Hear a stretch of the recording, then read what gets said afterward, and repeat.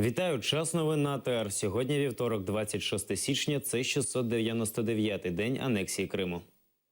Співачка Джамала вирішила брати участь у національному відборі на Євробачення 2016 з піснею про депортацію кримських татар. Про це вона написала на своїй сторінці в Фейсбук. Виконавиця збирається представити свою нову пісню «1944». Цю пісню вона написала після розповіді своєї прабабусі про важку дорогу під час депортації та інші страждання кримсько-татарського народу в часи Другої світової війни. Півфінали відбору на Євробачення відбудуться 6 та 13 лютого, а фінал – 21-го. Представника оберуть за результатами голосування суддів та глядачів під час прямих ефірів. Депутатські канікули закінчилися. Народні обранці вперше зібралися у Верховній Раді після новорічного відпочинку. Чи налаштовані були на роботу депутати, дізнавалися наші кореспонденти. Сюжет зараз готується до ефіру, ми його покажемо пізніше. До Сімферопольської школи завітала група іноземців з перекладачем. За словами батьків, їм невідомо, напевно, хто ці люди. Керівництво школи раніше попереджало про приїзд делегації. Одна з матерів повідомляє, до приїзду іноземців готувалася вся школа – від молодших до старших класів. Для гостей провели ряд творчих виступів в актовому залі школи. Раніше про підготовку до візиту місії Ради Європи повідомляв правозахисник Ескендер Барієв. Фейсбук. Дітей змусили за вихідні вивчити вірші та пісні для показухи. І навіть сказали прийти у вишиванках, написав Барієв.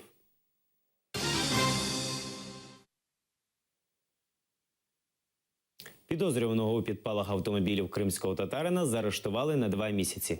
Рішенням Ялтинського міського суду Муєдін Альвапов ув'язнений під варту до 23 березня. За цим звинуваченням затримали 3, у тому числі Альвапова. Йому інкримінували умисне знищення або пошкодження майна, вчинене з хуліганських спонукань шляхом підпалу. Стаття передбачає позбавлення волі до 5 років. За інформацією громадських активістів, присутніх на засіданні, 2 затриманих вказали на Муєдіна як на організатора підпалів. Рідні впевнені в непричетності Альвапова.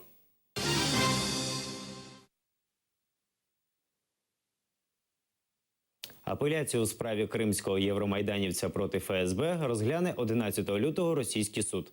Про це повідомив у Фейсбуці адвокат засудженого активіста Олександра Костенка Дмитрій Сотніков.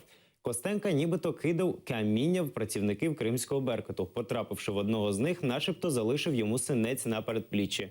Ще активіст, як стверджують силовики, незаконно зберігав нарізний ствол.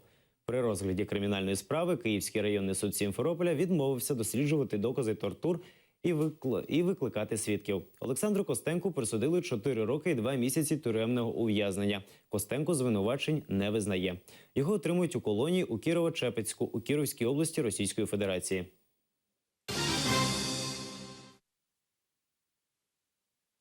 Питання про захист корінного населення півострова буде порушуватися в ході міжнародних переговорів в рамках стратегії України щодо деокупації Криму. Як повідомила експерт Українського незалежного центру політичних досліджень Юлія Тищенко, стратегія захисту корінного населення була обрана країною майже 2 роки тому, коли Україна приєдналася до Декларації ООН про права корінних народів. Так или иначе, украинское политическое руководство, оно тему, связанную с правами национальных групп, национальных меньшинств, коренных народов, все время озвучивает. Я не могу точно сказать, будет ли именно тема крымско-татарской национальной территориальной автономии, в каком виде звучать на этих переговорах, но то, что тема прав национальных групп, коренных народов будет в повестке дня, то есть, на мой взгляд, это уже очевидно. По совокупности того, что происходит в Крыму по отношению к крымским татарам, по отношению к украинцам, которые там осуществляют по сути, есть меньшинство в меньшинстве. Эти сюжеты так или иначе, связанные именно с этой правозащитной тематикой, они будут на повестке дня. Тем более, что ситуация ухудшается.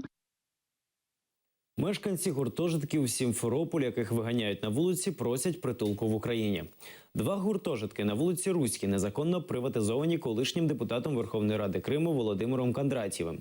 Люди скаржаться, що їх тримають в постійній напрузі. Страхом надходять погрози фізичних розправ, влаштовують підпали. Мешканці гуртожитків звертаються за допомогою в різні інстанції, але отримують відписки. Якщо влада Криму нас не хоче чути, а Москві все одно, то ми звертаємось до уряду України за наданням притулку. Ми не збираємося жити на вулиці через те, що кримській владі так потрібно, заявили мешканці. Вы вносите регулярно оплату? Да, Да? да. У вас задолженности нет? Нет задолженности. И все равно вас выселяют? Да, выселяют. Из того, что мы пишем в прокуратуру, администрацию города, вот, добиваемся, чтобы общежитие передали Минимущество. Вот, из-за этого нас выселяют. Он откровенно так и говорит, что... Да, он откровенно говорит, у меня большая семья, мне ее кормить надо, а все ваши проблемы мне по барабану. У кримській столиці електроенергія стає дефіцитом. Російська влада міста вирішила, що всі ресторани і кафе з 17-ї години повністю переходять на електрозабезпечення від власних генераторів. Раніше в Сімферополі обмежили рух тролейбусів та вимкнули ліфти у багатоповерхівках. В масиві Кам'янка енергетики проводять рейди і відрізають від електропостачання будинки, господарі яких не мають договору з Крименерго. Через холод в анексованому Криму стали частіше вдаватися до відключення електрики. Напередодні повідомлялося про те, що Росія змінює схему подачі електрики на півострів по енергомосту, через що в Криму почалися негаразди з напругою.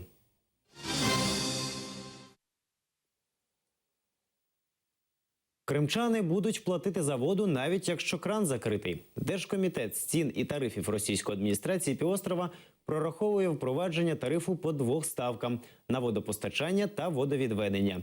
Як заявив перший заступник голови відомства Юрій Новосад, в будь-якому випадку споживається вода чи ні, підприємство несе витрати.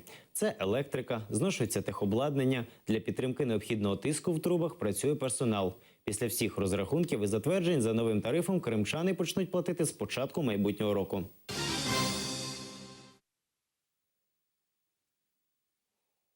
Крим залишився без автошкіл. Жоден навчальний заклад не пройшов перевірку відповідності навчально-матеріальної бази і не отримав висновки від російської автоінспекції. Як пишуть «Ізвістія», дозвіл на роботу не отримали також і в автошколи в Дагестані, Інгушетії, Карачаєво-Черкесії, Північній Осетії і Чукотському автономному окрузі. Повідомляється, що тепер вони не можуть набирати студентів і навчати їх, поки не отримують новий висновок від контролюючих органів.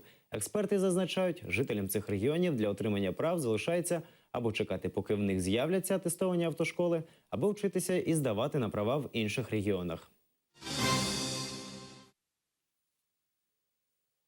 Анексія Криму – страшна помилка, визнав колишній ведучий новин російського телеканалу НТВ Міхаїл Асокін. Вже рік журналіст не з'являється в ефірі. Каже, займається новинною літературою. Як він зізнався в інтерв'ю Радіо Свобода, у нього складне ставлення до анексії Криму. З одного боку, він розуміє людей, які вважають, що поява Росії на півострові – це відновлення історичної справедливості, але з іншого боку, це створило масу проблем для Росії. Це було помилкою, сказав телеведучий. Да и вообще я сторонник, как бы сказать, сохранения территориальной целостности государств. То, что было решено в Европе после Второй мировой войны, и если не придерживаться этого принципа, то все начинает расползаться. И тогда, я не знаю, Германия может потребовать Эльзас у Франции обратно, Австрия может потребовать Южный Тироль у Италии. И тогда, например, после Крыма опять-таки японцы опять стали поднимать вопрос про Курилы, а в Германии заговорили о Восточной Пруссии, а в Финляндии заговорили о Карелии. Это ящик Пандоры, который открылся. Это страшная вещь. Поэтому мне кажется, что зря это все было сделано.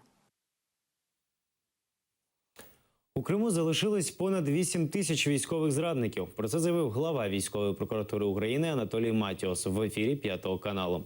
Відразу після анексії Криму у квітні 2014-го в Міноборони України повідомили, що на материкову частину України виїхали 3197 військовослужбовців і членів їхніх родин. Загальна кількість військовослужбовців, які не залишили територію Криму і фактично зрадили українській присязі, складає більше 8 тисяч осіб. Всі вони оголошені в розшук, їм оголошені підозри, висунуті всі запобіжні заходи, які дадуть можливість у випадку їх перетину кордону Україну затримати і передати українському суду. Що стосується більш глобальних речей, то військовою прокуратурою, Генеральним прокурором України Віктором Миколаївичем Шокіним створено минулої осені спеціальне управління по розслідуванню злочинів проти міжнародного правопорядку та злочинів проти людства, слідчі якого розслідують кримінальне провадження суцільного вивчення і дослідження процесуальним шляхом питання здійснення військової агресії, ведення гібридної війни, в тому числі починаючи від 27 лютого, коли почалися події в Криму, і аж закінчуючи моментами підписання Мінських угод. Не припиняється вогонь в зоні проведення антитерористичної операції. За минулу добу проросійські бойовики атакували позиції українських військових 44 рази. Як раніше, найактивніше найманці стріляють в районі Донецького аеропорту. Російські найманці не припиняють обстріли наших позицій в зоні проведення антитерористичної операції. Опитне, Піски, Луганське, Новгородське, Зайцеве, Мар'їнка. Неподалік саме цих населених пунктів ворог вів вогонь по наших укріпленнях. Найгарячіше було знову в районі Донецького аеропорту.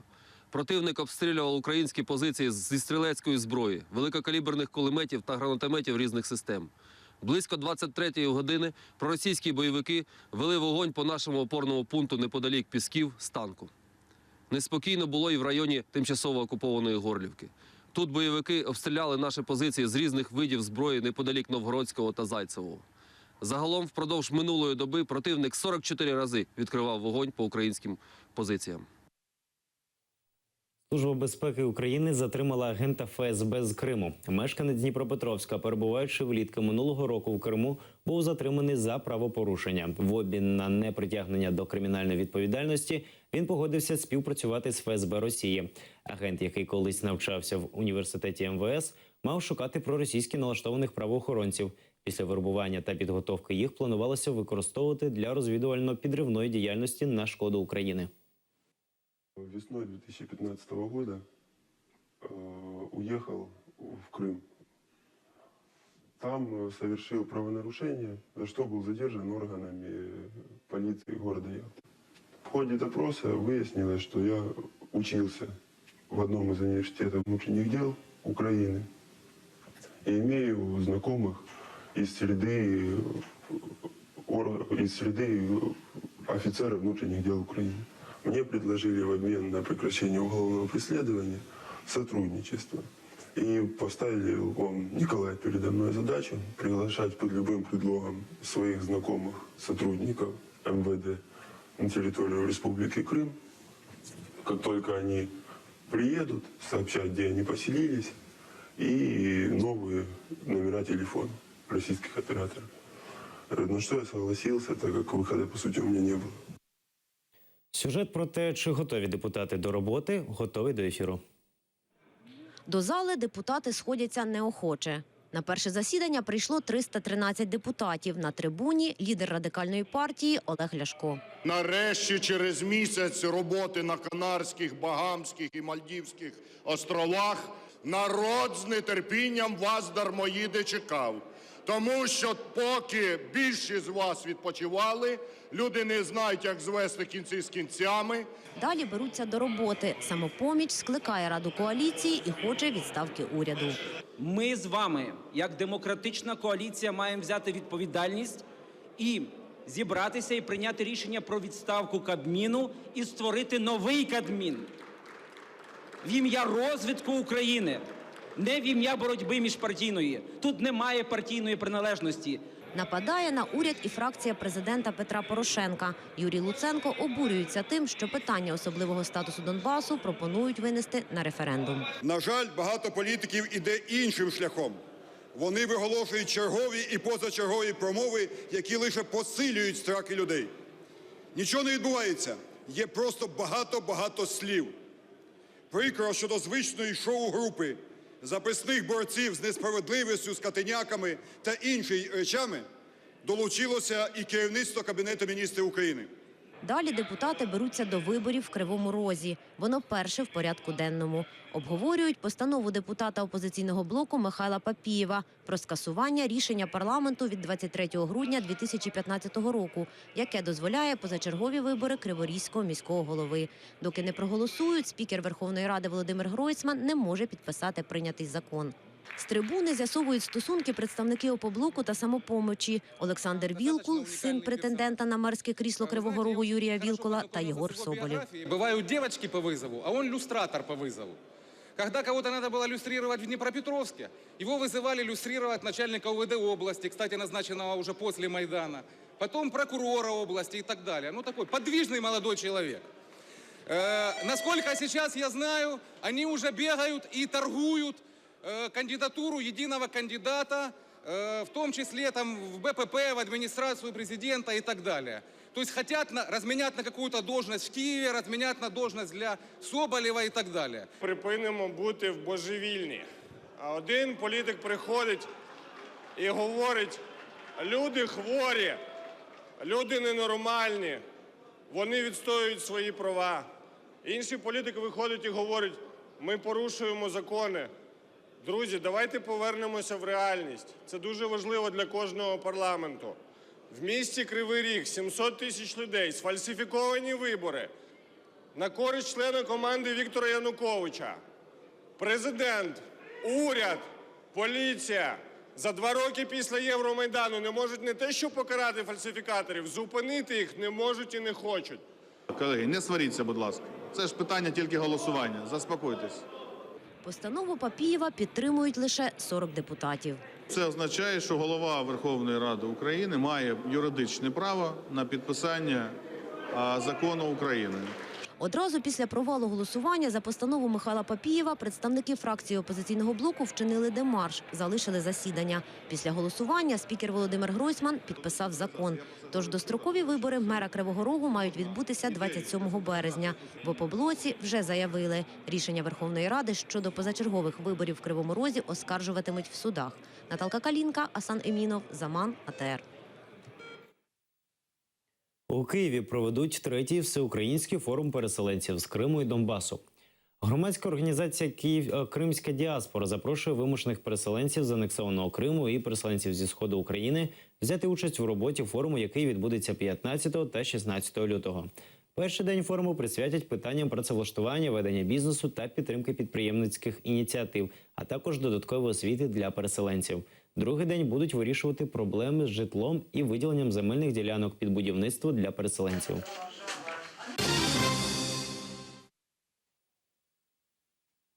Новий український кінофестиваль у Брюсселі. У Центрі мистецтв «Базар» подивитися молоде українське кіно можна було за 15 євро. Сеанси відбулися при повних залах і організатори вже будують плани на майбутній рік. Фестиваль українського кіно у Брюсселі відкрив показ фільму Леся Саніна «Поводир». Брюссельці можуть побачити стрічку Мирослава Слабошпицького «Плем'я», документальний фільм про Майдан, «Гамер» Олега Сенцова. Заклик «Свободу Сенцову» звучав перед кожним фільмом. Західні колеги зазначають, увага всього світу сьогодні прикута до України. Перший рік фестивалю мы решили... Это первый год фестиваля. Мы решили назвать его «Путь к свободе». Это и путь к артистической свободе, как в фильме «Племя» Мирослава Слабошпицкого. Это и путь непосредственной свободы. Свободы Олега Сенцова, который является украинским режиссером, который сейчас мотает срок в российской тюрьме. Медиа сейчас сосредоточены на Украине, поэтому люди теперь понимают, что происходит в Украине. Они знают правду, как эта страна пытается спастись, и теперь украинское кино, искусство, музыка начинают быть более открытыми для нас. Наразі це всі новини. Більше дізнавайтеся з наступного випуску «Заман» з Ельдаром Курцеїтовим. Залишайтеся на АТР. До побачення.